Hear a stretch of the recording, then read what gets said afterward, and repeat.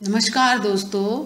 सावन मास की कृष्ण पक्ष की कामिका एकादशी व्रत सभी पापों को हरने वाला तथा सभी सुखों को देने वाला है। मनुष्य की सभी मनोकामनाओं की पूर्ति करने के कारण ही इसका नाम कामिका है। इस व्रत के प्रभाव से जीवन के सभी दुख नष्ट हो जाते हैं तथा संसार के सभी सुखों को भोगता है मनुष्य, और भोगता हुआ मनुष्य अंत में प्रभु के परम धाम को प्राप्त होता है। शास्त्रों के अनुसार सावन मास को पुण्य कर्मों की कमाई करने वाला मास कहा गया, इसलिए इसकी महिमा अत्यधिक है तथा एकादशी का नाम स्मरण करने से और व्रत की कथा सुनने से ही मनुष्य के सभी पाप नष्ट हो जाते हैं और वाजपेयी यज्ञ के बराबर पुण्य फल मिलता है। दोस्तों, कैसे करें व्रत और पूजन? प्रत्येक एकादशी व्रत की भांति इस एकादशी का व्रत भी करने का पूर्व संकल्प करें। संकल्प लेने के बाद द्वादशी को सूर्य भगवान को जल चढ़ाकर तथा ब्राह्मणों को दान दें और व्रत का पारण किया जाता है। इस दिन प्रातःकाल उठ के सूर्य देव को उठने से पहले सूर्य निकलने से पहले उठ जाएं। स्नान आदि क्रियाओं से निमित्त होकर भगवान का विधिवत पूजन, दीपक, नैवेद्य, फल, तुलसी, पंचामृत से भगवान को स्नान कराएं। विधिवत भगवान का पूजन करें, तुलसी, नैवेद्य वगैरह फल फ्रूट आदि चढ़ाएं, धूप, दीप, चंदन वगैरह भगवान को अर्पित करें। सुगंधित पदार्थों से भगवान की आरती करें। इस दिन भगवान श्रीधर का पूजन हरि, विष्णु, माधव, केशव और मधुसूदन रूप में किया जाता है। दोस्तों, इस व्रत में तुलसी पूजन की महिमा है। इस व्रत में तुलसी एवं तुलसी की मंजीर से भगवान का पूजन करना अति उत्तम है। भगवान को तुलसी अति प्रिय, इसी कारण वह हीरे, मोती, मणियों आदि की पूजा के बाद भी सबसे ज़्यादा तुलसी से प्रसन्न होते हैं। हीरे मोतियों से इतना प्रसन्न नहीं होते जितना तुलसी से प्रसन्न होते हैं। तुलसी की मंजीर से किया गया पूजन जीवन में जन्म जन्मांतर के पाप मिट जाते हैं। तुलसी सौभाग्यदायक एवं पाप और रोगों को विनाश करती है। शास्त्रों के जैसे गंगा कोई साधारण नदी नहीं है बल्कि श्रेष्ठ तीर्थों में से, वैसे ही तुलसी कोई साधारण नहीं बल्कि भगवान का साक्षात दर्शन है। हिंदू धर्म में तुलसी का पौधा लगाना अत्यंत शुभदायक है तथा प्रत्येक कर्मकांड में तुलसी का होना उत्तम माना जाता है। जिस स्थान पर तुलसी का पौधा होता है वहाँ ब्रह्मा, विष्णु, महेश के साथ साथ समस्त देवताओं का वास रहता है। इसी कारण तुलसी पूजन करने से सभी देवताओं के पूजन का फल एक साथ मिल जाता है।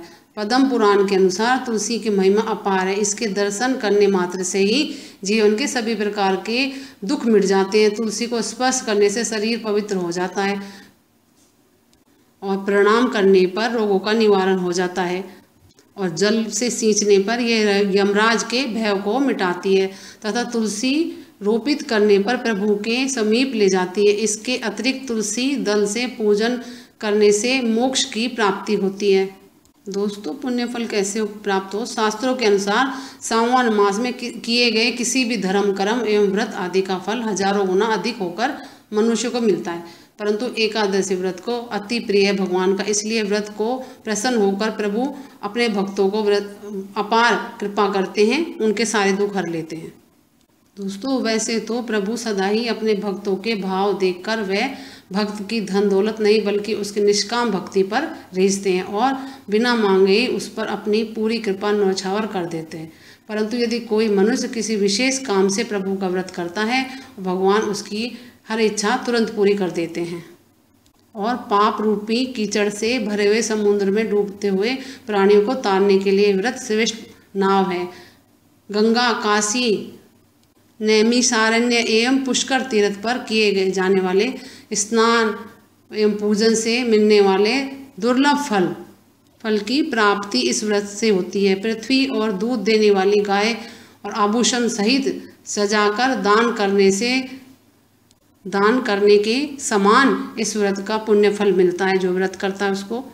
दोस्तों, रात्रि जागरण एवं दीपदान की महिमा एकादशी पे जो मनुष्य एकादशी के दिन मंदिर में जाकर नियम से प्रातः और साय दीपदान करता है, उसके पुण्य की गिनती चित्रगुप्त भी नहीं कर सकते। भगवान श्री कृष्ण सामने जो दीपक जलाता है उसके पितृ सर्वलोक में स्थित होकर अमृतपान से तृप्त होते हैं।